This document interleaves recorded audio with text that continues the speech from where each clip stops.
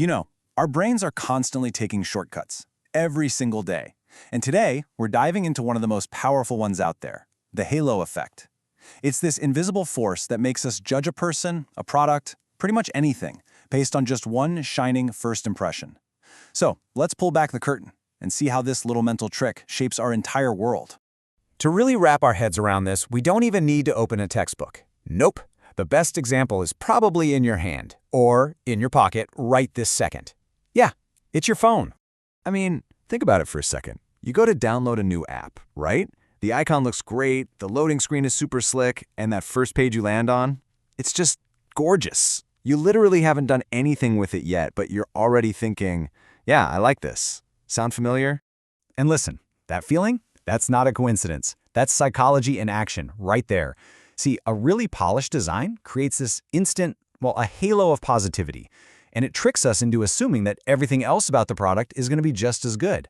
Suddenly, we trust it more, it feels easier to use, and hey, we're even a little more forgiving if it has a few bugs. Okay, so what is this thing, really? This halo? Well, to get it, we should probably start with the name itself, which, believe it or not, is super literal. I mean, for thousands of years and in all sorts of cultures, artists have used halos to signal that someone is, divine, holy, just good. Think about the sun disk behind the Egyptian god Ra, or that glowing circle around Buddha.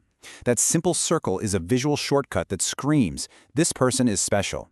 And believe it or not, the psychological halo works in the exact same way. Okay, so if you were to look it up in a textbook, this is basically what you'd find. The halo effect is our tendency to let one good thing, just one positive impression, spill over and color our opinion of everything else. It's a mental shortcut. Our brain is basically saying, hey, this part looks good, so the rest of it must be good too. And this isn't some newfangled marketing gimmick. No way. This is a classic, well-documented cognitive bias that scientists have known about for over 100 years. And this is the guy who first put a name to it, Edward Thorndike. Back in 1920, he was doing a study on army officers, looking at how they rated their soldiers on different things. And he started to notice something kind of weird. So check out this data. Thorndike found that if a soldier was rated highly for, say, his physique, looking strong and capable, he was also very likely to be rated highly for his intelligence, his leadership, and even his character. Now, those things shouldn't really be connected, right? The numbers were just too similar across the board. Something else was going on.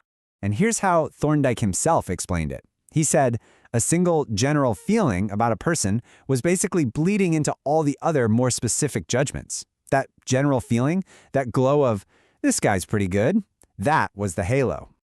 Okay, so this goes way beyond just reading soldiers or liking a new app. This mental shortcut has some really big and honestly sometimes pretty troubling consequences out in the real world.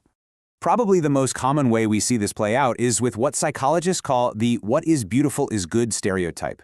It's this deep-seated, unconscious assumption we all make. If someone is physically attractive, we just assume they're also smarter or kinder or more honest.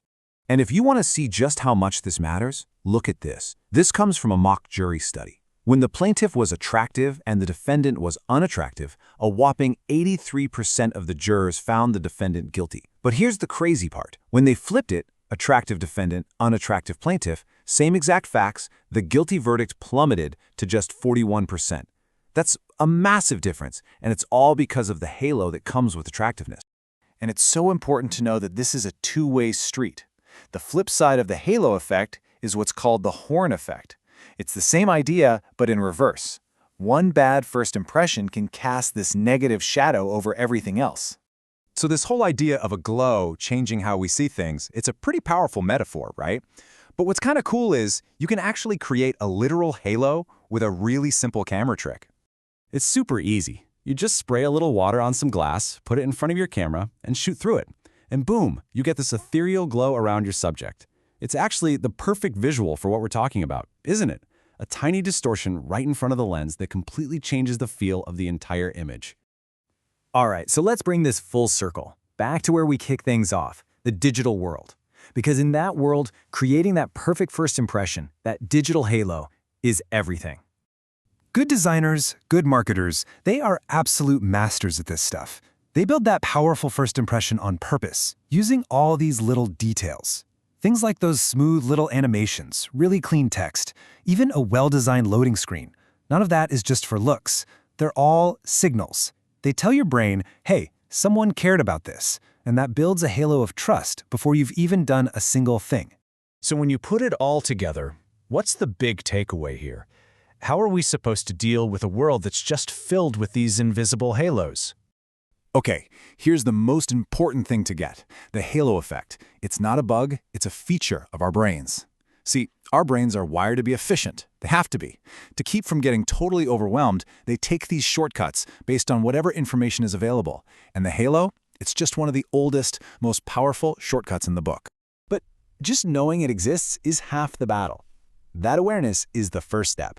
So the next time you have that instant gut reaction to someone, or some new product, or even a politician, just take a second and ask yourself, am I actually seeing the whole picture here? Or am I just being blinded by the glow?